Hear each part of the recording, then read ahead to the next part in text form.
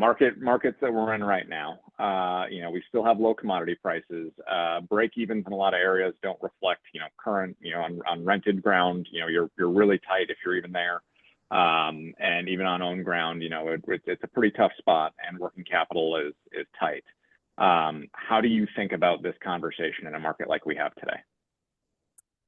That's a really good question, and it's obviously going to depend on what you've done maybe over the past 2 years. I know 2012 was an extremely profitable year, depending on the stats you're looking at, maybe the most profitable year ever from a row crop operation in the Midwest. So there are a lot of producers who have cash still stockpiled, but we have had a few rough years between 23 and 24, depending on how you handled purchases, equipment upgrades, and improvements. Yes, your break even might be really tight. You might have blew through a lot of that working capital and burn through it to where you don't have that much available. So, it comes back to making sure we're taking care of that profitability here in year one.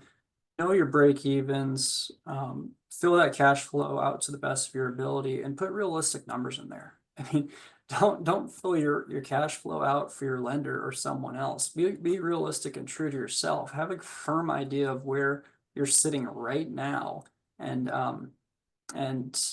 plan accordingly. So let's get those numbers up to speed right now. There's definitely still potential to make some purchases out there.